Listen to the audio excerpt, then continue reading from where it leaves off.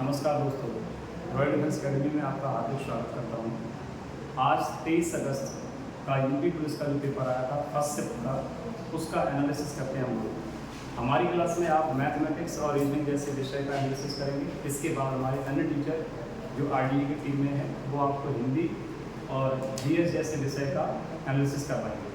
तो हमारी क्लास में आप बेसिकली मैथ्स और रीजनिंग का एनालिसिस करेंगे। बहुत ही प्यारे क्वेश्चन आए, पेपर बहुत सही आ रहा है, पेपर टफ नहीं आ रहा है और आपको जो क्लास में पढ़ाया गया डिट्टो वैसे ही डाटा का सवाल आ रहा है। मैथ्स एक ऐसा विषय है जिसमें अंक अलग हो सकते हैं। मैं सच बताऊं तो यहाँ तो मैथ्स के वही क्वेश्चन रखे हैं जिसको मैंने क्लास के अंदर करवाया था। आप एक बार नोट्स के अंदर चेक कीजिए, वही सवाल हैं जो हमने यहाँ पर क्लास में भी करवाए थे, प्लस सेम डाटा के सवाल हैं। तो बिना किसी विलम्ब करते हुए आपको इस वाले पेपर का बढ़िया तरीके से एनालिसिस करवाते हैं और बताएंगे कि आपको किस अप्रोच से सवाल करने चाहिए।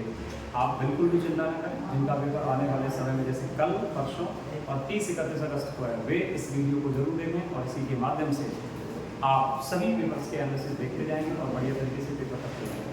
आइए शुरू करते हैं इस सवाल को, ठीक है ना। प्यारे बच्चों, पहला जो सवाल हमारे सामने दिया था, देखो हमारे पास जो सुविधा है वो यही सुविधा है, व्हाइट बोर्ड और ये वाला अपना जो है टैब है। इसके सारे आज पेपर का क्वेश्चन वगैरह दिया गया है, जैसे ये आप देख सकते हैं, और इन्हीं को हम बोर्ड पर इसके माध्यम से सीखा करेंगे। ठीक, आइए समझते हैं इस चीज़ को बढ़िया तरीके से। यहाँ पर दिया गया है कि एक धनराशि पर 2 वर्षों के लिए 5% की दर से, एक बार गौरव आवाज आ रही है साइड से, धनराशि पर 2 वर्षों के लिए 5% की दर से साधारण ब्याज जो है वो 1600 रुपये है। हमसे कह रहा है 3 वर्ष बाद समान दर पर चक्रवृद्धि ब्याज ज्ञात कीजिए।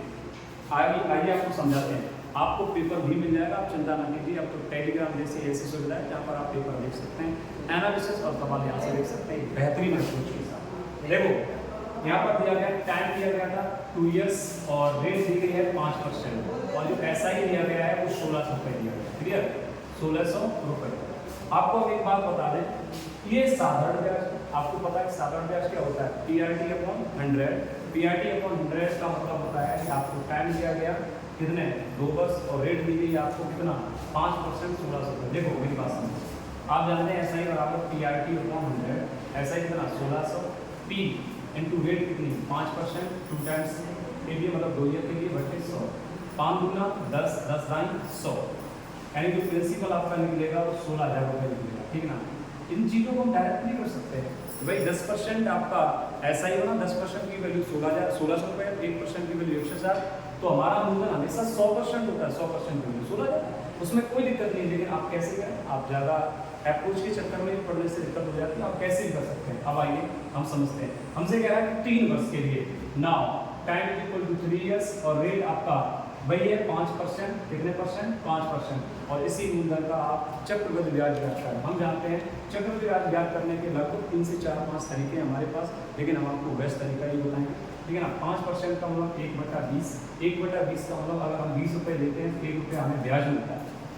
ब्याज हमेशा हमें प्रिंसिपल पर मिलता है, यानी कि मूलधन पर मिलता है। आइए जरा समझते हैं चीज को, प्रिंसिपल से अमाउंट, मतलब अगर आपने जितना रुपया दिया उस पर जो ब्याज मिला उन दोनों को जोड़कर, मूलधन और ब्याज जोड़कर हमें मिश्रण मिलता है, मतलब अमाउंट। हम 20 रुपये देते हैं और हमें 21 रुपये मिलते हैं। ऐसा हमारा 3 वर्ष के लिए होता है, तो हम 20 से 21 3 बार कर सकते हैं, लेकिन नहीं, जब हमारा एक ही टाइम दिया गया तो सीधा 3 वर्ष का मतलब 3 कर दो। 20 का क्यूब होगा आपका कितना 8,000 और 21 का क्यूब आपका 9261 होता है। मतलब अगर आप 8,000 रुपये देते हैं तो 9261 आपको मिश्रण मिलता है। तो यहाँ से बढ़ कितना जाता है 1261। बेटा ये 1261 जो रुपये है ना वो आपका ब्याज है, लेकिन कौन सा ब्याज, चक्रवृद्धि ब्याज है।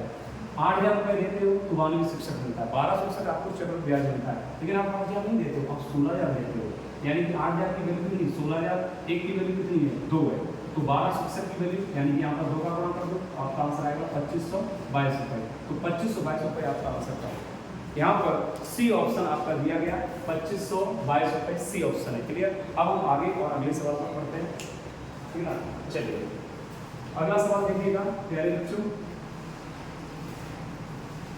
समझते हैं। अगला सवाल हमारे सामने दिया था, बहुत ही साधारण सा सवाल है, पेपर बहुत अच्छा रहा, चिंता मत कीजिए। हम है ना बाकी आपके लिए, ठीक। यहाँ पर हमसे कह रहा है कि 12/2/2022 से लेकर 11/2/2023 तक 15%, यानी कि यहाँ से यहाँ तक। तो टाइम जरा ध्यान से समझने की कोशिश करना। 12 फरवरी से लेकर 11 फरवरी 2022 से लेकर 2023, मतलब सीधा एक साल। एक साल मतलब 365 दिन, और 365 डेज का मतलब होता है एक साल। कितने साल? एक साल, एक वर्ष। रेट दिया आपको 15%। दर मतलब दर क्या होती है? 100 रुपए पर जितना हम एक निश्चित समय में एक्स्ट्रा रुपया देते हैं वही दर है हमारी, ठीक।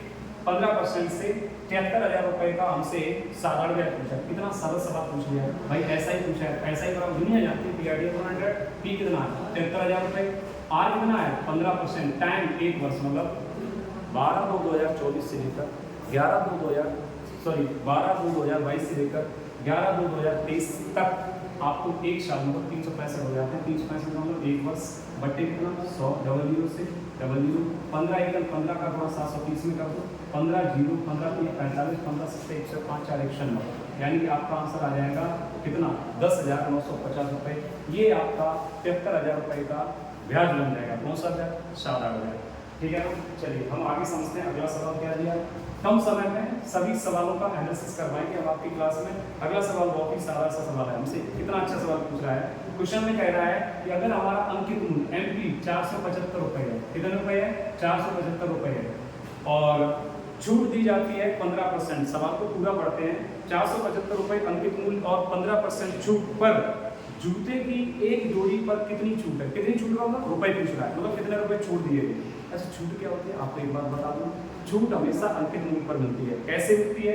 अगर आप किसी वस्तु पर 100 रुपए अंकित कर देते हो और कहते हो हम सर आपको 10% की छूट देंगे, इसका मतलब 100 रुपए पर 10 रुपए नहीं लेंगे। परसेंट का मतलब प्रति 100 पर 10 रुपए नहीं लेंगे तो आप 10% की छूट दे रहे हैं। प्रति 100 पर आप 15 रुपए नहीं लेंगे तो 15% की छूट दे रहे हैं। ऐसा ही हमसे कहा उन्होंने MP अगर 475 है और 15% की छूट दी जाती है तो कितने रुपए, यानी कि हमेशा छूट MP पर मिलती है तो छूट कितने रुपए? तो परसेंटेज छूट दी गई हमें 15%, percentage discount is equal to कितना? 15%। 475 का 15% निकाल दो। 475 गुणा 15, परसेंटेज को हटाने के लिए बट्टे में 100 जाएगा, याद रखना। और परसेंटेज लाने के लिए गुणा में 100, ठीक। बट्टे कितना हो जाएगा? 100। आप यहाँ पर काट पेपर कीजिए। किस पॉइंट में सवाल का आंसर दिया गया? यहाँ पर आंसर दिया गया 71.25, 70 रुपये, 72 रुपये, 75 रुपये 25 पैसे। आप गुणा कर दो। 15 गुणा 75, 7 105, 7 112, हासिल लगा 11, 15 चौका 60 और 11 कितना? 71, और बट्टे कितना है? 100। डियर स्टूडेंट्स, 2 जीरो काट के 2 अंक बाद धरना 71 पॉइंट कितना? 25। इतने रुपए उस ग्राहक को छूट मिल जाती है। 475 रुपए के जूते पर 71 रुपया 25 पैसा नहीं देना पड़ रहा है। जो देना पड़ रहा है वो लेके चल जाएगा, ठीक है ना। ये उसको कितने रुपए की छूट मिल जाती है। आइए हम अगला सवाल करते हैं। अगला सवाल भी बड़ा सुंदर सवाल है। आप सिर्फ सवाल को बढ़िया से देखिए और इसी अप्रोच से कीजिए। आप चिंता न करें, सभी प्रश्नों का एनालिसिस हम करवाएंगे और बखूबी एक अच्छे अप्रोच के साथ बताएंगे।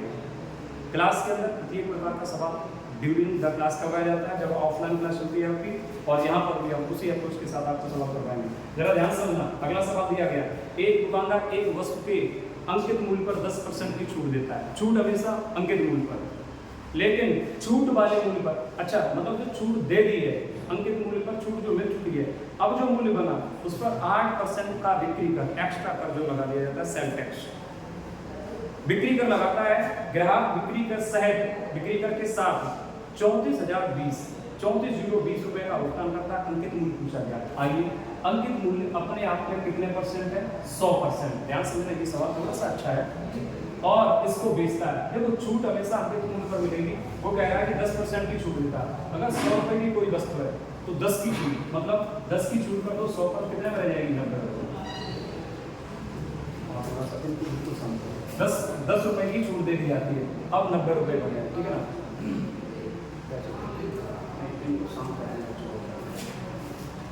कितने छूट? 10 की छूट तो 90 में रह जाती है। अब 90 रुपये पर 8% का बिक्री है। देखो मैं इधर साइड में बताता हूँ, 90 का 8%, बट्टे कितना? 100। 0 0 नोट के 72 बट्टे कितना? 10, शेयर पॉइंट कितना? 2, ठीक है ना। चलिए, तो तो 7.2 जो है वो एक्स्ट्रा रुपया लिया जाता है ये बिक्री कर, तो 7.2 जोड़ दो, ये हो जाएगा 97.2, और 97.2 यहाँ देता है ये बिक्री का सहज मूल्य है, और वहाँ देता है 34,020 रुपये। मतलब ये है कि 97.2 की वैल्यू 34,020 रुपये है। आप इसको काट भी दो, हमारा वास्तविक अंतिम मूल्य कितना है 100, हमें 100 की वैल्यू बतानी है। आइए जरा समझते हैं इस चीज को। यहाँ से पॉइंट काटेंगे, बट्टे में कितना 10, इसको 12 से काट सकते हो, वैसे 9 से काट सकते हो, क्योंकि 9 7 2 9, ठीक है ना, 4 3 7 2 9, ये 9 से कट जाएगा, प्लस ये 12 से भी कट जाएगा, तो 12 8 96, 12 1 12, 12 से काट दो, 12 दूना 24, 10 बचा, 12 8 96, ठीक है ना, दोबारा से काटें, 12 दूना 24, कितना बचा 10, 12 8 96, एक बार फिर से काटते हैं, 12 8 96, 34,020 रुपये, 34,000 कितना है 20 रुपये है, तो 12 8 96, 12 1 12, इसको काटो 12 से, 12 दूना 24, 12 दूना 24, 10 बचा, 12 8 96, 4 बचा, 12 3 36, 12 3 60, 2835, फिर से काट दो, 9 ने 81, 9 3 27, 1 बचा, 9 1 9, 9 5 45, अब 9 से काट दो, 9 4 9 3 27, 9 5 45, यानी कि अब एक की वैल्यू यहाँ से निकाल दो, 10 का होगा 35 में 3.5, एक की वैल्यू 350 है, तो हमें 100 की चाहिए, तो 100 में 350 का गुणा कर दो, कितना आ जाएगा 35,000 रुपये। इसका जो अंतिम मूल्य है वो 35,000 रुपये है, ठीक है ना। इसका सी ऑप्शन सही है पूरी तरह से, ठीक है ना। फिर समझ लो, मैं समझा दूँ। 100 रुपये अंतिम मूल्य था, इन बच्चों को छुट्टी कर दो, इनको जाने दो, ठीक है ना। 100 रुपये अंतिम मूल्य है, यहाँ पर 10% की छूट देगी, वो मूल्य कितना बना 90 रुपये। 90 पर हमें 8% का बिक्री कर, मतलब 7 रुपया 20 पैसा या 7.2, टोटल मिला के 97, तो इसकी वैल्यू ये बिक्री के बराबर होगी 34,020 के बराबर। काट पीट करने के बाद यहाँ से एक की वैल्यू 350 मिलती है, तो भैया 100 की वैल्यू 35। इसका ऑप्शन नंबर आपका सी सही है, ठीक है। आगे सवाल समझते हैं, जरा ध्यान से समझने की कोशिश करते हैं, ठीक है ना। आइए सवाल समझो। अगले सवाल में हमसे कह रहा है, बड़ा एक अच्छा सवाल है, जरा ध्यान से समझने की कोशिश करना। ये कह रहा है ये x और 1/x, मतलब दो नंबर, एक x है और एक 1/x है। x और 1/x का औसत जो दिया है वो m है, कितना है m है। तो हमसे पूछा है x² एंड 1/x² का औसत पूछा है। बहुत अच्छा सा सवाल है, जरा समझने की कोशिश करना। औसत होता क्या है? औसत बराबर होता है संख्याओं का योगफल बटे कुल संख्या। दो संख्याएं दी गई, एक x है और एक 1/x है, इनका औसत हमें m दिया। दुनिया जानती है कि औसत बराबर संख्याओं का योगफल बटे कुल संख्या। दो संख्या है, इनका योगफल x प्लस 1/x हो जाएगा। दो संख्या है, अब ये बात क्या बन गई? औसत बन गई, मतलब x प्लस 1/x योग में संख्याओं का वर्ग दे दो, औसत बन जाएगा। और वहां औसत दिया गया कितना m दिया गया। अब कुछ ना करें, x प्लस 1/x बराबर m का गुणा 2 में कर दें, कितना हो जाएगा 2m। जरा ध्यान से समझने की कोशिश करना। अब हमसे कह रहा है कि सर x² 1/x², इनका औसत बता दो। मतलब हमें औसत इसका बताने के लिए डाटा क्या चाहिए? x² प्लस 1/x², हमें ये चाहिए, और बट्टे कितनी संख्या है 2, इसका मान चाहिए। आप चिंता ना करें, आप सबसे पहले योग निकालें। योग का मतलब x प्लस 1/x को होल स्क्वायर के रूप में ले आए, तो इसको आप कर सकते हैं। अच्छा, एक कॉन्सेप्ट हमने पढ़ा था क्लास के अंदर, ये x प्लस 1/x बराबर a है, तो x² प्लस 1/x² बराबर होगा a² - 2। अगर यहाँ बताएंगे तो आप हो सकता ना समझ पाए, लेकिन हम यहाँ पर बढ़िया तरीके समझाने की कोशिश करेंगे। अगर इसका हम वर्क करते हैं, x² plus 1/x² plus 2 into x गुणा 1/x, x से x कट गया प्लस 2 बचेगा, बराबर 4m²। तो यहाँ से आप निकाल सकते हैं x² प्लस 1/x² प्लस जो 2 है वो उधर पहुँचा दो -2, तो 4m² - 2, ये हो गया आपका इसका योग। लेकिन आपको मान बताना है इसका, मतलब औसत बताना है। x² प्लस 1/x² बट्टे 2 का मान बताना है, यही औसत है x² और 1/x² का। तो ये आ जाएगा आपका 4m² - 2 बट्टे कितना 2। आप 2 का भाग लगा दो, वैसे यहाँ से 2 कॉमन ले लें, नहीं तो 2 का डायरेक्ट भाग लगाना। 2 गुना 4 यानी 2m² - 2 1 2, तो 2m² - 1। What's your answer? Your answer is option number 1, 2m² - 1। ठीक है ना, आप समझ गए होंगे। x और 1/x का जो औसत दिया गया था वो m था, तो इसका योग क्या आ गया 2m। इसका वर्ग कर दो, x² प्लस 1/x² बराबर 4m² - 2। इसका औसत बताना है भाई, दो संख्या की बटे यहाँ 2 का भाग लगा दो, बात खत्म। यहीं से निकल आएगा 2m² - 2 1 2 2, तो 2m² - 2। क्या आप सहमत हैं इस बात से? ठीक है ना, आगे बढ़ते हैं सवाल को लेकर, समझ लो। एक और सवाल हमारे आंखों के सामने, बहुत ही प्यारा सा सवाल है, बड़ा सुंदर सवाल है, छोटा सा सवाल है, हम चाहें तो वैसे भी कर दें। देखो यहाँ पर लिखा है यदि 9 क्रमागत सम संख्याओं का औसत, आज की क्लास में और इससे पहले भी क्लासेस में कई बार ऐसे सवाल करवाएंगे। यदि 9 क्रमागत सम संख्याओं का औसत 132 है तो पहली और अंतिम संख्याओं का अंतर बताइए। 9 संख्या मैनुअल कर लो, चाहे आप इसको अप्रोच से भी कर सकते हो। इधर देखो 1 2 3 4 5 6 7 8 9। बेसिकली हम इसको अप्रोच से बड़ा अच्छे तरीके से करवा लेंगे, ध्यान से समझने की कोशिश करना। यहाँ पर 9 नंबर है तो 4 इधर। औसत क्या होता है, जब लगातार संख्याएं जाएं तो औसत एक बहुत अच्छी संख्या होती है, बीच की संख्या औसत होती है। मतलब ये अगर जोड़े में संख्याएं दी गई है, अगर संख्याएं जोड़े में दी गई है, मान लो 5 संख्या दी गई तो जोड़े में दी गई, तो जोड़े का कॉन्सेप्ट पहली संख्या को लास्ट में जोड़ो और बच्चे दो करो, आप आंसर नहीं बनाएगा। लेकिन जोड़े में दी गई तो बीच की संख्या हमेशा आंसर होती है। अगर 5 संख्या है तो 2 इधर हटा दो, 2 इधर हटा दो, बीच की संख्या आपका औसत। यहाँ 9 संख्या है, इसका मतलब 4 उधर 4 इधर, बीच की संख्या 4 इधर हटा दो, ये 132 है। अच्छा गौरव थोड़ा सा मार्कर लाइए, 132 है। ये नंबर जो आपका 132 है यही औसत है। औसत मतलब बीच की संख्या। अब कह रहा सबसे छोटी और सबसे बड़ी संख्या का अंतर बताइए। कुछ नहीं, 132। अब सम संख्याओं में लगातार अंतर कितने का होता है, 2 का। लगातार 2 सम संख्याओं में अंतर 2 का होता है। तो ये आ जाएगी 30 28 26 24, ये 124। सबसे छोटी 124, सबसे बड़ी 32 34 36 38 40, 140। कुछ नहीं करना, सबसे छोटी सबसे बड़ी इनका डिफरेंस देखना है, सिर्फ और सिर्फ। कितना आंसर आएगा, 124 140 का अंतर 16 आपका आंसर बनेगा यहाँ पर। ए ऑप्शन सही है। बड़ा अच्छा सवाल है, एक छोटा सा साधारण सवाल था, जरा ध्यान से समझने की कोशिश करना। अगले सवाल को देखते हैं, समझिएगा। अगला सवाल हमसे बड़ा बढ़िया सवाल पूछा गया। क्या पूछा है, जरा ध्यान समझो। ये कह रहा है कि चावल के प्रति किलोग्राम मूल्य में 25% की वृद्धि कर देगी। कितनी, 25% की। उसके परिणाम स्वरूप एक व्यक्ति 1200 रुपए में 6 किलोग्राम चावल खरीद पाता है। चावल का प्रति किलोग्राम प्रारंभिक मूल्य कितना था। लाखों बार सवाल करवाए गए हैं। देखो मेरी बात जरा ध्यान समझना। कभी कभी जब तुम एक ही रुपया मतलब समान रुपए खर्च करते हो, मान के चलो एक परिवार में 5 रुपए की पहले चीनी खरीदी जाती थी, तब चीनी का मूल्य फिक्स था। जैसे ही चीनी का मूल्य बढ़ा, अब व्यक्ति कहता भैया हम तो 500 रुपये खर्च करेंगे, हमें सिर्फ 500 रुपये की चीनी चाहिए। जब मूल्य बढ़ जाता है तो मात्रा कम मिल जाती है, यानी कि अगर मूल्य बढ़ेगा तो मात्रा कम हो जाएगी। ये रेशियो आपका व्युत्क्रम रेशियो कहलाता है, अपोजिट रेशियो, यानी कि मूल्य का अनुपात मात्रा के अनुपात का व्युत्क्रम होता है। 25% की वृद्धि हो जाती है, इसका मतलब है 25% का मतलब 1/4। पहले जो मूल्य था उसको कहेंगे पुराना मूल्य, नया मूल्य था उसको कहेंगे नया मूल्य। मूल्य का रेशियो जो था हमेशा जहाँ पर डिनोमिनेटर वाली वैल्यू मूल वैल्यू होती है। 4 रुपए था भाई, 1 रुपए बढ़ गया, वृद्धि है तो हमेशा आंशिक वैल्यू की वृद्धि होती है। 4 रुपए था 5 हो गया। मैं कहता हूँ अगर एक राशि को कांस्टेंट रखोगे, मूल्य को कांस्टेंट, इसको रुपए को कांस्टेंट रखोगे तो मूल्य का अनुपात अगर बढ़ेगा तो मात्रा का अनुपात घटेगा, क्योंकि हम खर्च उतना ही करना चाहते हैं। तो मात्रा का जो रेशियो होगा वो 5 अनुपात कितना होगा, 4 होगा। अब वो कह रहा है 1200 रुपए में 6 किलो चावल कम खरीदता है। खर्च वो पहले भी 1200 करता था, अब भी 1200 खर्च करता है, लेकिन अब क्या हुआ, जैसे ही मूल्य बढ़ा चीनी की मात्रा कम हो गई। यहाँ पहले कितनी थी 5, अब कितनी मिली 4, इसका मतलब कितना कम, यहाँ 1 कम हो गया, यहाँ 1 कम, वहाँ कितना कम 6 कम, कमी के बराबर। जब 1 की वैल्यू 6, लेकिन पुराना मूल्य हमसे पूछ रहा है, पुराना मूल्य मतलब 1 की वैल्यू 6 है तो 5 की वैल्यू 30। तो पहले जो चीनी खरीदता था वो 30 किलो खरीदता था, अब जो चीनी खरीद रहा है 24 किलो, 6 24। हमसे पुराना मूल्य पूछ रहा है, पुराना मूल्य यानी कि पहले का प्राइस पूछ रहा है। तो भाई कितने रुपए खर्च करना, 1200 रुपए और 12 रुपए प्रति।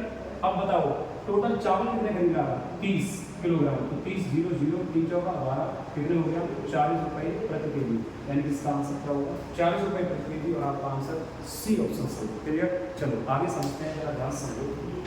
इधर आता है अगला सवाल, जरा बड़ा बढ़िया सवाल है हमारे सामने, ध्यान से समझने की कोशिश करना। इधर देखिए, एक अगला सवाल दिया 0.05। मैं सवाल को एक बार लिखता हूँ, 0.05, 0.5, 0.25, 1.25 का HCF पूछा है। क्या पूछा है, HCF। HCF एक ऐसी वैल्यू होती है जो अपने आप में तो सबसे बड़ी वैल्यू होती है, उससे बड़ी वैल्यू फिर नहीं मिलेगी अगर दी गई संख्याओं को विभाजित करना है तो। लेकिन दी गई संख्याएं जो हैं इनमें तो खुद ही छोटी होगी, ऐसी वैल्यू सेट होती है ये जो सबको काट दे, इसको भी इसको भी इसको भी इसको भी। अब मैं एक बात जानता हूँ, अगर ये पॉइंट न होता तो 5 को भी काट देता, 5 को भी काट देता, 25 को भी काट देता, 125 को भी काट देता। इसका मतलब है, मुझे लग रहा है कि 5 तो आंसर होगा ही होगा, लेकिन अब खेल किसका है, पॉइंट का है। तो पॉइंट सबसे छोटा डाटा किसमें आएगा, पॉइंट सबसे छोटा डाटा इसमें आएगा, इसमें 0.05 3 अंक का दशमलव है। जरा ध्यान समझने की कोशिश करना, और सबसे छोटा नंबर भी है, तो आपका आंसर सीधा हो जाएगा 0.05। 0.05, यही आपका क्या है SC है। इससे अगर सबको भाग लगाओ तो सबको लग जाएगा भाग, ठीक है ना। आप डायरेक्ट कर सकते हो, आप अलग अप्रोच से भी कर सकते हो। ये सबके डेसिमल समान बना लो, सब में यहाँ गुणा हो जाएगा भाई, यहाँ 2 को मतलब है, सब में 100 का गुणा कर दो। हर नंबर में जैसे हम 100 का गुणा करेंगे तो भी हमारा आंसर आ जाएगा, ठीक है ना। तो चलिए जैसे 100 का अगर आपने गुणा किया तो लास्ट में जाके 100 का भाग लगा देना। कैसे, हम जरा इसको और समझा देते हैं। जैसे हम 0.05 में 100 का गुणा करेंगे ये आ जाएगा 5, इसमें करेंगे तो आ जाएगा 50, इसमें करेंगे तो आ जाएगा 25, इसमें करेंगे तो आ जाएगा 125। अब जरा ध्यान समझो, 5, 50, 25, 125, इसका आंसर 5 है। अब अगर 5 है तो हमने भाग के गुणा करने का दिया था, 100 का भाग लगा दो 100 का। जैसे ही 100 का भाग लगाएंगे 2 के बाद नंबर हो जाएगा, 0 काट के तो 5 लिखो, 2 के बाद नंबर यहाँ आ जाएगा। आपका आंसर क्या है 0.05, मतलब ऑप्शन नंबर आपका जो सही होगा वो बी ऑप्शन सही। आप पेपर बना के देखिए, आपको आंसर मिल जाएगा, आपका बी ऑप्शन सही है। चलिए हम आगे पहुँचते हैं। आप समझ गए होंगे इस सवाल को बढ़िया तरीके से, जरा ध्यान से समझें। एक अगला सवाल हमारे सामने दिया गया है, कह रहा है सबसे छोटी संख्या ज्ञात कीजिए जिससे 4, 6, 7, 8 और 9 से विभाजित करने पर प्रत्येक स्थिति में 3 शेषफल बचता है।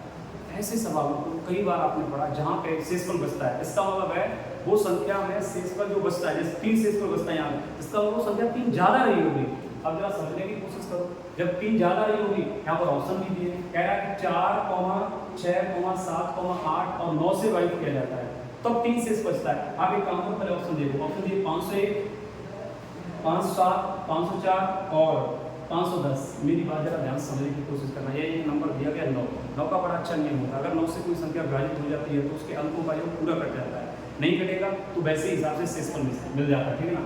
अब इसका आंसर कैसे निकालोगे? सबसे पहले संख्याओं का लासा ले लो और लासा लेने के बाद एलसीएम लेने के बाद आप उसमें 3 जोड़ दो, सिर्फ और सिर्फ जो शेषफल मिलता है उसको जोड़ दिया जाता है, ठीक है ना। इसके अलावा एक छोटा सा अप्रोच क्या है, पहले तो अप्रोच समझो।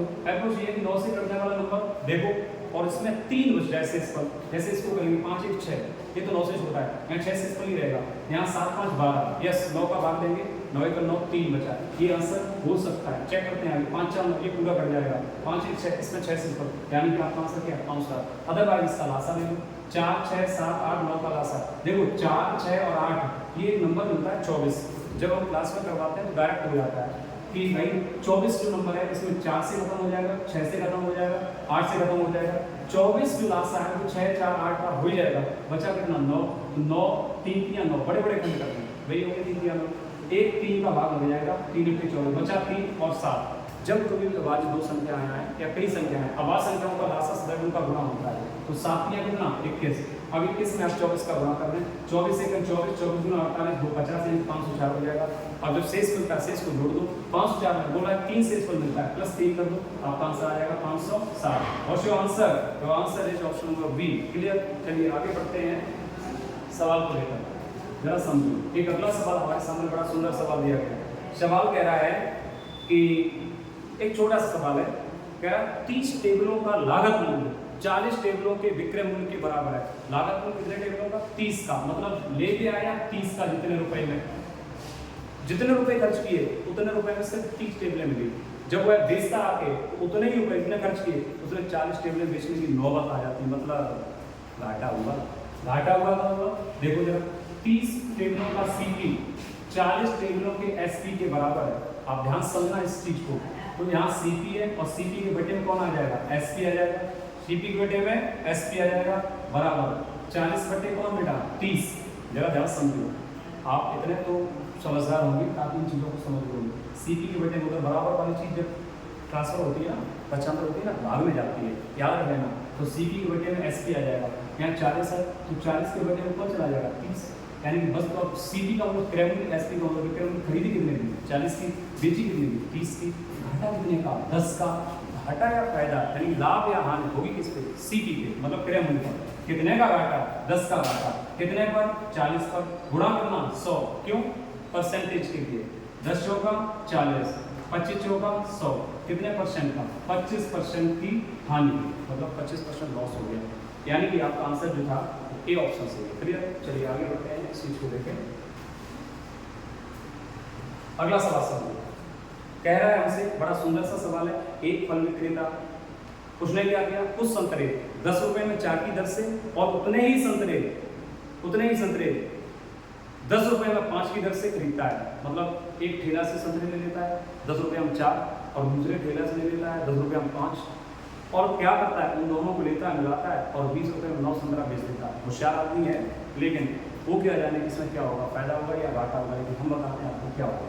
देखो 10 रुपये में 4 की दर से का मतलब है कि 10 रुपये अगर देगा तो 4 संतरे मिलेंगे, ऐसे 20 देगा तो 8। ये एक डाटा है, मतलब संख्या को यानी वस्तुओं को खरीदने का। तो एक तरफ आप दर लिखें यानी वस्तु है और एक तरफ लिखें आप रुपए। ये दर का मतलब वस्तु है, वस्तु में मतलब संतरे, एक तरफ आप संतरे लिख सकते हैं, ठीक है ना। जब संतरों का जिक्र है संतरे लिख रहे। अब 10 रुपये में 4 की दर से 4 संतरे खरीदता है 10 रुपये में और दूसरे ठेले से एक खरीदता ही है 10 रुपये में 5 संतरे खरीदता है और कुल मिला के आगे चल के क्या करता है यार का, क्या यह विक्रेता 9 संतरे 20 रुपये के हिसाब से बेच देता है। 20 रुपया कोई दे तो ये 9 संतरे पकड़ा देता है। इस सवाल में क्या इस सौदे में कितना घाटा है कितना फायदा होगा, आप एक काम करें, जब भी ऐसा सवाल आए आप इनका लासा लें, तीनों संख्याओं का नाम है तो इतनी संख्याओं का लासा लें। आप क्या करें 4 और 5 का लासा होगा 20, लेकिन बेसिकली आपको 9 संख्या का भी लासा लेने के लिए आगे डाटा बढ़ाना पड़ेगा। तो 4, 5, 9 तीनों का लासा लें तो तीनों का लासा आएगा 180। अब 180 बनाने के लिए 4 में गुणा करना पड़ेगा 45 का, 45 चौका 180, 5 में गुणा करना पड़ेगा 36 का, 36 पंजे 180। जब 9 को हम 180 बनाएंगे यहाँ कितने का 20 का। अब देखो यहाँ 180 यहाँ 180 यहाँ 180, लेकिन हुआ क्या आगे चल के समझाते हैं। देखो यहाँ 180 संतरे, यहाँ 45 का गुणा तो 45 का गुणा यहाँ भी करना पड़ेगा, रेशियो का कॉन्सेप्ट है। यहाँ 36 का भी यहाँ भी 36 का करना पड़ेगा। अब जरा समझो यहाँ 20 का भी है, यहाँ 20 का करना पड़ेगा, लेकिन 45 का 180 संतरे यहाँ 36 बजे 180 संतरे यहाँ, लेकिन यहाँ पर देखो 20 डिब्बा 180 संतरे। अच्छा एक बात बताओ, वो दोनों ठेले से खरीद कर देना गया 180 360 खरीद कर लेके आया, लेकिन यहाँ कितने सिर्फ और सिर्फ 180 है, यानी कि इसको 360 बना कितने का गुणा और 2 का, यहाँ भी 2 का कर दो। ये तो बेटा CP है और ये HP है, तो 45 दाई 450, ठीक है ना, 45 दाई 450, 36 दाई 360, टोटल जो खरीदे हैं वो कितने के 810 के, टोटल जो बेचे हैं 20 में 4 से गुना 800 के। अभी बात बताओ खरीद कर लाया था 810 के, बेचे कितने के 800 रुपये के, लगा चूना, कितने का चूना लगा 10 का चूना लगा, कितने पर 810 पर। घाटा हमेशा फायदा हमेशा CP पर होगा। 10 रुपये का घाटा कितने पर 810 पर, 10 घाटा 810 पर, गुणा कितना 100 का, क्यों परसेंटेज निकालना है और परसेंटेज हाँ 0 से 0, 100 बट्टे 81, 81 का 81 बचा के ना 19/81, यानी 1 से 19/81% का क्या हुआ घाटा हुआ। ये सवाल आप आराम से कर सकते थे। पहले हमें संख्याओं की संख्या बराबर करनी, जब संख्या यहाँ डबल है तो यहाँ भी डबल का गुणा कर दो। अब समझेगा संख्या कितनी होगी 180 360 होगी, यहाँ भी हमने 360 बनाई, 180 में 2 का गुणा कितने हो गया 360, टोटल संख्या 360 है, बेच हो जाएगी। खरीद कर लाया 810 के, बेचे 800 के, घाटा होगा 10 का कितने पे 810 पे, बस 1 से 19 बटे कितना 81% का घाटा हो गया। चलिए हम अगला सवाल देखते हैं, बहुत ही सुंदर सवाल आगे भी दिया गया है, जरा समझो। आप चिंता ना करें, पेपर बड़ा साधारण आ रहा है और बढ़िया तरीके से सोच के मन से पढ़ के बढ़िया तरीके सवाल का आंसर करने की कोशिश करें, आप 100% इसको अच्छा कर पाएंगे। एक बहुत बढ़िया सवाल है, छोटा सा सवाल है, हमारा सवाल पहले ध्यान से सुनो। 2 प्रकार के चावल, अलग अलग प्रकार के हो सकते हैं चावल, ठीक है ना। एक 11 रुपये प्रति किलोग्राम का, एक 21 रुपये प्रति किलोग्राम का, यानी एक चावल का मूल्य है चावल 1 यानी राइस 1 राइस 2, ये चावल 11 रुपये प्रति किलोग्राम का और ये चावल 21 रुपये प्रति किलोग्राम। उसने क्या किया, कुछ अनुपात में मिलाया, इसका मान लो कुछ किलो निकाल लिया, इसका कुछ किलो निकाल लिया, तो उसका मूल्य कुछ पड़ा होगा, मान लो 50 रुपये प्रति किलोग्राम पड़ा होगा या 20 रुपये प्रति किलोग्राम पड़ा होगा। उसने मिलाने के बाद एक ऐसी यूनिट बनाई जिससे कि आपका मूल्य, उसका मूल्य उतना ही रुपये पड़ा जितनी खरीद पड़ी। उसने क्या किया, इससे और इससे कुछ मिश्रित किया और दोनों प्रकार के चावल को 17 रुपये प्रति किलोग्राम के हिसाब से क्या कर दिया, मिश्रण कर दिया। मतलब उसको लगा कि अब हमारा जो मिश्रण पड़ेगा वो 17 रुपये प्रति किलोग्राम का पड़ेगा, न 11 का न 21 का, कितने का पड़ेगा 17 का। ये आपका एवरेज वैल्यू होगी। जब कोई ऐसा सवाल आता है तो हम एक मेथड लाते हैं एलिगेशन मेथड, और एलिगेशन मेथड हमेशा समान क्वांटिटी पर लगता है। कैसी क्वांटिटी पर कि जैसे आप यूनिट अगर सेम करें, जैसे रुपए का रुपए से, पैसे का पैसे से, अब कहीं किलोमीटर प्रति घंटा, तो यहाँ पर जो रेशियो बनेगा वो घंटे का बनेगा, तब जाके हम एलिगेशन लगाते हैं। एलिगेशन हर जगह नहीं लग जाता है। अब इसका आप एलिगेशन लें, एलिगेशन में 3 एलिगेशन होता है और ज़्यादा वैल्यू से कम वैल्यू पर डिफरेंस देखा जाता है। 21 और 17 का डिफरेंस यानी 21 में से 17 गया 4, 17 में से 11 गया 6, 4 और 6 फटे तो पढ़ दो इसको स्टैंडर्ड फॉर्म में लेके आओ। 2 दूना 4, 2 तीन 6, 2 अनुपात 3, यानी कि 2 किलोग्राम पहले चावल और 3 किलोग्राम दूसरे चावल मिलाएगा तो उसको 70 रुपये प्रति किलोग्राम का चावल पड़ जाएगा, उसका इंडिकेशन सही हो जाएगा। क्रॉस चेक कर दो, 11 रुपये का 2 किलोग्राम कितने का हो गया 22 का, 21 रुपये प्रति किलोग्राम से 3 किलोग्राम कितनी 63 का, तो 3 को 5 6 2 8 कितना हो गया 85, 85 रुपये के चावल पड़े कितने किलोग्राम 3 2 5 किलोग्राम, 5 से काट दो 17 का 85 आ गया 70 रुपये प्रति किलोग्राम। यही एवरेज वैल्यू होती है, इसको कहते हैं एलिगेशन मेथड। और आपका आंसर कौन सा सही है 2 अनुपात 3, यानी कि आपका डी ऑप्शन सही है। क्लियर, आप कर सकते हैं। एक बहुत सुंदर सवाल, अगले सवाल को देखते हैं, ध्यान समझो क्या दिया गया। हमसे कह रहा है कि 12.5% की दर से एक धनराशि कितने समय में दोगुनी हो जाएगी। कई बार सवाल पढ़ा होगा आप लोगों ने। प्रिंसिपल से अमाउंट बन जाएगा। किसी ने अगर आपको 100 रुपए दिए तो कब जाके वो 200 बन जाएंगे, एक रेट दिया गया होगा। तो जब भी कभी भी आप उधार लेन देन करते हैं तो एक निश्चित राशि के साथ दर और समय का कॉन्सेप्ट जरूर आता है। रेट कितना दिया गया 12.5%।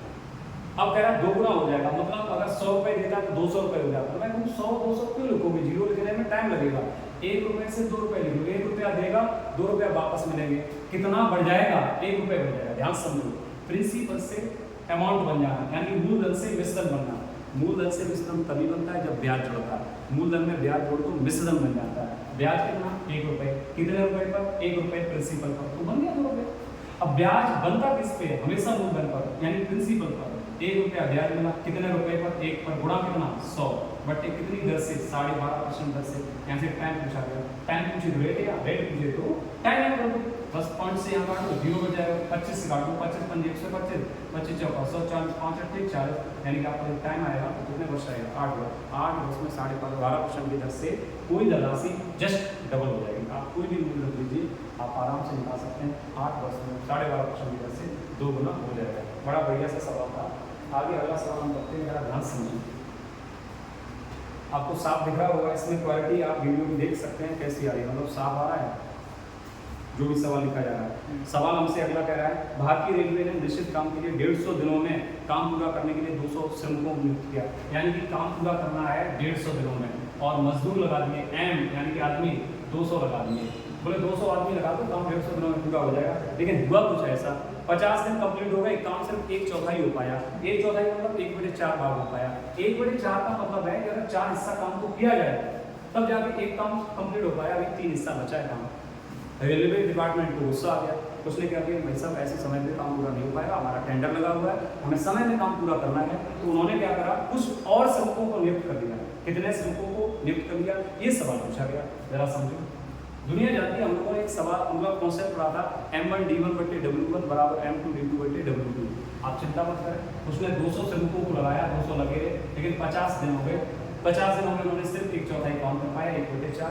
लेकिन वो कह रहे हैं भैया ऐसे काम नहीं चलेगा, 200 श्रमिकों के साथ कुछ और जोड़ो का मतलब कुछ और आदमी लेके आओ। तो 200 में मान लो हम कुछ M आदमी और ले आए, जो M एक्स्ट्रा ले आए। अब 50 दिन में तो काम हो चुका, लेकिन काम का टेंडर सिर्फ 150 दिनों का है। 50 दिन गए, बचे कितने दिन 100 दिन। अब 100 दिन में और करना, 1/4 काम हो पाया, यानी 4 हिस्से में से 1 हिस्सा हो पाया, बचे 3 हिस्सा। कितने में से 4 में से 4 से 4 काट दो, 100 दूना 200, अब 5 दूना 10, 100 हो गया, 50 दूना 100, 300, 3 गुना कर दो, 300 बराबर 200 प्लस कितना M, तो 200 इधर आ जाएगा, 100 300 की तरफ M बराबर कितना आ जाएगा 100, यानी 100 आदमी और लगा दो, तब जाके वो काम पूरा समय पर समाप्त हो पाएगा, वरना दिक्कत हो जाएगी रेलवे डिपार्टमेंट को। चलिए आगे बढ़ते हैं, ठीक है। आगे अगला सवाल हमारा बहुत अच्छा सवाल दिया गया है। इसमें क्या कहता है, ध्यान समझो। सवाल में कहता है कि 12 पुरुष और 18 महिलाएं एक काम को 10 दिनों में करते हैं। काम तभी हो पाएगा 9 पुरुष और 18 महिलाएं किसी उसी काम को, वही काम है, 9 पुरुष और 18 महिलाएं 12 दिनों में काम पूरा करते हैं। तो बताइए यदि 2 पुरुष और 3 महिलाएं ही उस काम को एक साथ करते हैं तो समय कितना लगेगा। आपने सवाल कई बार सुना होगा, हम ऐसे सवाल को बड़ा अच्छे अप्रोच से करते हैं। हमसे कहा कि 12 पुरुष 12 में और 18 महिलाएं 18 में। देखो जो पुरुष और या औरत होते हैं ये क्षमता होती है, ये आदमी जो भी जितने भी आएंगे वो क्षमता होती है, और क्षमता का बड़ा टाइम में कर दो तो काम हो जाएगा। जैसे हम कहें कि 12 पुरुष किसी काम को 5 दिनों में करते हैं तो काम कितना 12 × 5 = 60 यूनिट। ठीक, इस टाइप से मान लो क्षमता उसकी 1 रहेगी उत्तम, ठीक। फिर क्षमता अलग अलग भी हो सकती है। कभी कभी आदमी एक दिन में, 1 घंटे में जितना काम कर जाए वही उसकी क्षमता होती है, या 1 दिन में करे या 1 घंटे में करे। 1 घंटे या 1 दिन या 1 मिनट में किया गया समय, किया गया जो काम होता है हमारा, वही हमारा क्या कहलाता है, क्षमता कहलाता है, ठीक है ना। 12 आदमी और 18 विमेन किसी काम को कितने दिनों में, 10 दिनों में करते हैं। अब जरा ध्यान समझो, ये आदमी और औरत की संख्या को जोड़कर जैसे ही उन्होंने टाइम में गुणा किया वैसे ही काम बन गया, और यही काम, सेम काम तो बराबर लगा दो, यही काम 9 पुरुष यानी कि 9 मैन और कितने 18 विमेन कितने दिनों में करते हैं, 18 डब्ल्यू 12 दिनों में करते हैं। तो यहाँ से एक काम करो, इधर भी काम है उधर भी काम, काम के बराबर, तो यहाँ से हम क्षमता निकाल लेंगे। कैसे क्षमता निकालेंगे, काट दो उसको, 2 पंजे 10 और 2 छेद 12। ध्यान समझो, आप अगर कैलकुलेशन में थोड़े कच्चे हैं तो पूरा गुणा करना है। बेसिकली हम कैसे करेंगे, 6 का 6, यहाँ से हम 6 कॉमन ले लेंगे, डायरेक्ट काट दो, 6 दूना 12, 6 तीन 18। अब नहीं कटेगा तो फिर गुणा करो, 5 दूना 10 आदमी प्लस 5 तियां 15 विमेन और बराबर 9 मैन प्लस 18 विमेन। जरा ध्यान समझो, मैन की तरफ मैन, विमेन की तरफ विमेन, 10 की तरफ 9 आ जाएगा, 1 मैन बचेगा, 15 18 की तरफ चला जाएगा तो 3 विमेन बचेगा, तो मैन बट्टे विमेन बराबर 3/1। इसका मतलब क्या हुआ, इसका मतलब मेरे प्यारे वीरों ये हुआ कि आदमी की क्षमता 3 यूनिट है, औरत की क्षमता 1 यूनिट है, होनी भी चाहिए।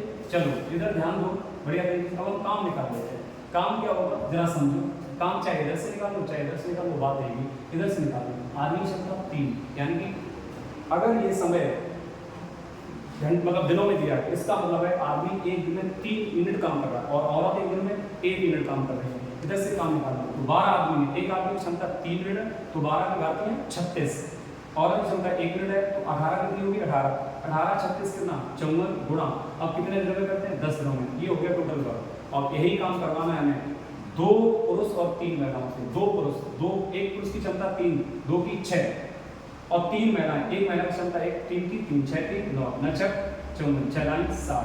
कितने दिन आ जाएंगे, 60 दिन आ जाएंगे, यानी कि आपका आंसर डी ऑप्शन सही है। क्लियर, आगे समझते हैं। बहुत ही अच्छा सवाल है, जरा ध्यान समझिए। इधर देखो, क्वेश्चन नंबर कह रहा है 91, 2 रेलगाड़ियां क्रम से 59 किलोमीटर प्रति घंटा और 32 किलोमीटर प्रति घंटा की चाल से एक समान दिशा में चलती हैं, और तेज चलने वाली रेलगाड़ी धीमी चलने वाली रेलगाड़ी में बैठे व्यक्ति को 16 सेकंड में पार कर जाती है, तो तेज चलने वाली गाड़ी की लंबाई क्या कीजिए। अभी रिसेंटली इस कॉन्सेप्ट को और पढ़ाया था, जब पुलिस के पेपर की ताबड़तोड़ रिवीजन क्लास चल रही थी उस समय पे हमने पढ़ा था। जब कभी भी 2 ट्रेन है, एक ट्रेन ऐसे जा रही है और दूसरी ट्रेन बहुत तेजी जा रही है, इसकी चाल 32 किलोमीटर प्रति घंटा और इसकी चाल है 59 किलोमीटर प्रति घंटा। जरा ध्यान समझो, अब तेज चलने वाली रेलगाड़ी है, जब एक ही दिशा में जाएंगे ना तो इनकी जो सापेक्ष चाल होगी इनका डिफरेंस होगा, मतलब इनकी जो सापेक्ष चाल होगी जब एक दिशा में चलेंगे अंतर हो जाएगा। 59 और 32 का अंतर कितना है, 27 किलोमीटर प्रति घंटा। और जब विपरीत दिशा में चलेंगे, एक दूसरे की ओर चलेंगे तो चालें जुड़ जाएंगी।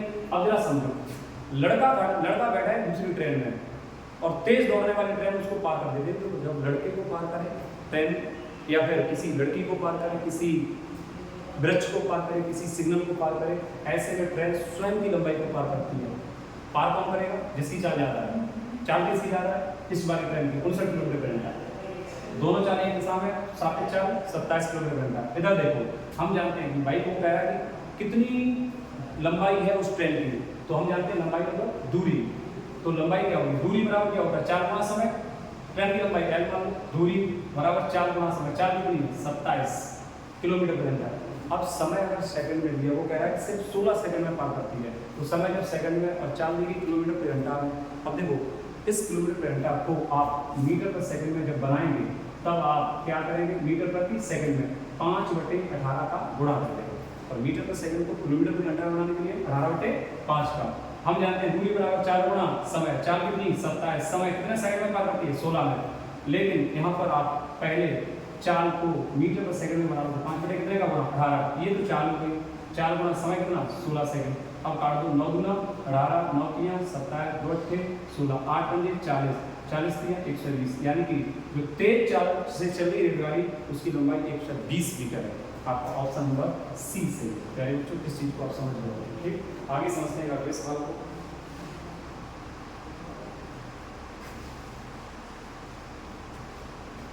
सवाल समझेंगे। एक सवाल कह रहा है 67 मीटर लंबी ट्रेन 10 सेकंड में 35 मीटर लंबी सुरंग को पार कर जाती है। एक ट्रेन है जिसकी लंबाई है 67 मीटर, और 10 सेकंड में 33 मीटर लंबी सुरंग को पार कर जाती है। ये सुरंग है 33 मीटर लंबी सुरंग है, ठीक है ना। इसको पार कर जाती है 10 सेकंड में। पता है आपको, जब कभी ट्रेन सुरंग को पार करे, प्लेटफॉर्म को पार करे या फिर किसी पुल को पार करे, ऐसे में दोनों लंबाइयां जुड़ जाती है, ठीक। तो 67 और 33 कितना हो गया 100। तो टोटल जो दूरी हो गई वो 100 मीटर की होगी। 100 मीटर दूरी ट्रेन 10 सेकंड में पार कर जाती है। तो सबसे पहले हम इसकी चाल निकालें। तो इसकी चाल होगी, हम जानते हैं 4 बराबर दूरी बटे समय। दूरी कितनी 100, समय कितना 10 से 0 बढ़ जाए 10 मीटर पर सेकंड। अब जो ट्रेन की चाल है जिसने सुरंग को पार किया उसकी चाल है 10 मीटर पर सेकंड, यानी 1 सेकंड में 10 मीटर। वो क्या कह रहा है पता है, 65 मीटर लंबी प्लेटफॉर्म पर खड़े एक व्यक्ति को पार करने में कितना समय है। आप कान खोल कर सुन लो, जब कोई व्यक्ति को पार करेगा यानी लड़के को, पुल को, लड़के को, सिग्नल को, वृक्ष को अगर पार करती है ट्रेन, तो ऐसे में जो दूरी होती है वो ट्रेन की स्वयं की लंबाई होती है। ट्रेन की लंबाई कितनी है 67 मीटर। इसी को पार करेगी तो समय पूछा गया 6%। लड़के को पार करने में तो स्वयं की लंबाई समय बराबर दूरी बटे 4, 67 बटे 4 कितना है 10। ये मीटर, ये सेकंड, मीटर पर सेकंड, ठीक है ना। और सेकंड से सेकंड कट जाए भाई। तो ऐसे में हमसे पूछा है व्यक्ति को, अच्छा समय पूछा, समय बराबर दूरी बटे 4, तो ठीक है ना। तो दूरी कितनी है 67 बटे 4 कितनी 10 मीटर पर सेकंड। 0 से पॉइंट लग जाएगा आपका कितना आ जाएगा 6.7 सेकंड। ऑप्शन नंबर आपका बी सही है। क्लियर। चलिए आगे बढ़ते हैं। एक और अच्छा सवाल है हमारे यहाँ में, सामने मिटा दीजिएगा, समझो जरा प्यारे बच्चों। सवाल में कह रहा है, आप सवाल देखना, निखिल और रितु की आय, जो आय है निखिल और रितु की आय मतलब इनकम। पहले सवाल सुन लो। निखिल और रितु की आय 2:1 के अनुपात में है। वे 5:3 के अनुपात में खर्च कर देते हैं। अनुपात अलग हो सकता है, उनका खर्चा, उनकी इनकम रुपयों में अलग हो सकती है। आप अनुपात से जज ना करें, वहाँ तो आपका अनुपात दिया गया, लेकिन हकीकत क्या है सुनिएगा। 2:1 के अनुपात में आय है उनकी और खर्च करते हैं 5:3 के अनुपात में, और 4:1 के अनुपात में वो बचत कर लेते हैं। यदि निखिल और रितु दोनों की मिलाकर जो बचत है वो 10,000 रुपये है, तो बताइए प्रत्येक की मासिक आय कितनी है। देखो निखिल और रितु की इनकम यानी आय का जो रेशियो दिया गया वो 2:1 का अनुपात है। क्लियर। और इनके जो खर्च का अनुपात है, व्यय का अनुपात है, वो 5:3 है। कई बार करवाया गया, रॉयल मेथड से सवाल को करवाया जाता है। उन्होंने कहा कि जो दोनों का खर्चा मिलाते हैं वो 4:1 के अनुपात में है। अगर 4 यूनिट निखिल खर्च करता है तो 1 यूनिट कौन, रीता खर्च करती है, ठीक है ना, रितु। तो टोटल कितना आया 5 यूनिट खर्च होता है, बचत होती है। ये बचत दिया गया 4 यूनिट निखिल की बचत है और 1 यूनिट रितु की बचत है। तो टोटल बचत यहाँ कितने यूनिट 5, और वहाँ सवाल में दी गया है 10,000 रुपये बचत करते हैं। तो 5 की वैल्यू 10,000, 1 की वैल्यू 2,000 है, तो 4 की वैल्यू 8,000 और 1 की वैल्यू 2,000। क्लियर। अब जरा समझो, हमसे कहा गया कि इनकी इनकम बताइए। आप एक काम करो, 2 3 6 क्रॉस मल्टीपल कर दो, 5 1 5। अच्छा, इसको बेसिक से भी बहुत अच्छे से किया जा सकता है, लेकिन डायरेक्ट करने से आप जल्दी कम समय में क्वेश्चन कर लेंगे। अच्छा, तो यहाँ पर आप देख पा रहे हैं 3 गुना 6, 5 1 5। अब आपको अगर आय निकालनी है तो यहाँ से खर्च को उठाना, व्यय को उठाना। व्यय कितना 5:3, और यहाँ पर बचत कितनी है, ये 8,000 और ये कितना 2,000। इसका 3 गुणा कर दो, 8 3 24,000 और 2 पंजे 10,000। अब जरा इनका डिफरेंस देखेंगे, 5 और 6 का अंतर 1 का, और 24,000 और 10,000 का अंतर 14,000 का। तो डिफरेंस के बराबर। 1 की वैल्यू 14,000, 1 की वैल्यू 14,000। तो बताइए 2 की वैल्यू कितनी 28,000 और 1 की वैल्यू कितनी 14,000। यानी निखिल की जो इनकम है वो 28,000, रितु की जो इनकम है वो 14,000 है। आपका आंसर कौन सा सही है, बी ऑप्शन आपका सही जवाब है। चलिए अब हम आगे बढ़ते हैं और समझते हैं एक अगले सवाल और लास्ट सवाल को, जो मैथ्स का सवाल है वो लास्ट है। क्या सवाल है जरा समझिएगा। पहले तो हम सवाल को पढ़ लेते हैं। ये कह रहा है एक परीक्षा में एक छात्र जो अधिकतम अंक का 20% प्राप्त करता है, यदि 5 अंकों से अनुत्तीर्ण हो जाता है। एक अन्य छात्र है अधिकतम अंकों का 30% स्कोर करता है और 20 अंक अधिक प्राप्त होते हैं, तो उत्तीर्ण होने के लिए आवश्यक अंक क्या है, पासिंग मार्क्स पूछा गया। देखो कई बार सवाल आपको पढ़ाए गए, जिस लड़के के 20% अंक आए और वो 5 से फेल हो गया, बेचारा खुश नहीं होगा। जिस लड़के के 30% अंक आए और वो 20 अंकों से पास हो गया वो बहुत खुश होगा, मिठाई बांटेगा। ऐसा करते हैं, दोनों को पास करवा देते हैं। कैसे? पहला लड़का 20% अंक प्राप्त करता है और 5 नंबर से फेल हो जाता है। मतलब अगर इसके 5 नंबर और होते तो ये पास हो जाता। मैं कहता हूँ नहीं है तो दे दो 5 नंबर। भाई ये पास हुआ, दूसरे को भी पास करवाओ। वो 30% अंक प्राप्त करता है और 20 अंकों से अधिक अंकों से उत्तीर्ण हो जाता है। मतलब वो बहुत ज़्यादा खुश है। मैं कहता हूँ उसके 20 नंबर जो है वो कम करो। अब ये दोनों में समानता हो गई, ये भी पास ये भी पास। अब देखो यहाँ 20% यहाँ 30%, तो 20% उधर ले जाओ, कितना आएगा 10%। यहाँ पर 20 और यहाँ 5, 20 माइनस का इधर आएगा तो 25 हो जाएगा। 10% की वैल्यू कितनी है 25। देखो पूर्णांक हमेशा 100% होता है, तो 100 का मतलब 10 का 10 गुना 100% की वैल्यू निकाल लो, इधर भी 10 गुना 250 आ जाएगा। यानी जो पूर्णांक है वो कितना है 250 मार्क्स है, 250 मार्क्स है। अब 250 मार्क्स मतलब पूरा पेपर जो है वो 250 नंबर का। अब पूछा गया यहाँ से, कह रहा है परसेंटेज रिक्वायर्ड फॉर पासिंग, पास करने के लिए परसेंटेज की रिक्वायरमेंट कितनी है? कोई दिक्कत नहीं है। आप बताइए 20% तो ये प्राप्ति करना है और 5 नंबर और लाने हैं। 250 में से 5 नंबर और लाने हैं, तो 250 का 5 नंबर कितना परसेंट है? 5 पंजी 25, 2% और नंबर लाया। अगर 250 का 2% निकालेंगे तो 5 नंबर होगा, ठीक है ना? तो 2% और जो तो 22% आपका आंसर हो जाएगा। अगर वहाँ से ना करना चाहते यहाँ से कर लो। अगर 30% ला रहा है और 20 नंबर घटा लो, 20 नंबर 250 का 20 नंबर कितना आएगा 8%, तो 30 में से 8 घटा दो तो भी 10%। कोई दिक्कत नहीं, यहाँ से कर लो। आप कैसे करेंगे? देखो 5 नंबर जो दिए गए हैं, 20% तो ला रहा है। अब आपको लाने कितने हैं कि भाई पास मार्क्स जो है, सॉरी पास परसेंटेज जो है वो कितनी होनी चाहिए जब हमारा 250 मार्क्स का पूरा पेपर है। आप चिंता ना करें। आप एक बात आइए, 20% तो मार्क लाए ही है, प्लस कर दो, ठीक है ना? 5 नंबर और लाने के कितने में से? 250 में से। कितने में से? 250 में से। और गुणा कितना 100, इसका परसेंटेज निकालना है। 5 से काट दो, 5 पंजे 25, 50 गुना 100, यानी 2% मार्क्स और होने चाहिए थे। तो 20 और 2 कितने 22। तो पासिंग जो मार्क्स होना चाहिए वो 22% होना चाहिए। ये आपके सवाल थे, बहुत साधारण से और अच्छे सवाल थे। आप बढ़िया तरीके से इन सवालों को एक बार देख लें। इनसे रिलेटेड और जितने भी संभव सवाल बन सकते हैं हम अगली वीडियो में लेकर आएंगे और प्रत्येक शिफ्ट का बेहतरीन तरीके से एनालिसिस करेंगे। इस वीडियो में हमने आपके मैथ्स का एनालिसिस किया, अगली वीडियो में हम रीजनिंग का एनालिसिस करेंगे और अन्य वीडियोज में भी आपका रीजनिंग और जीएस जैसे विषय का भी एनालिसिस किया जाएगा। पढ़ते रहिए, बढ़ते रहिए, आरडी आपके साथ है और बढ़िया तरीके से आपकी तैयारी करवाते रहिए। ठीक है, धन्यवाद।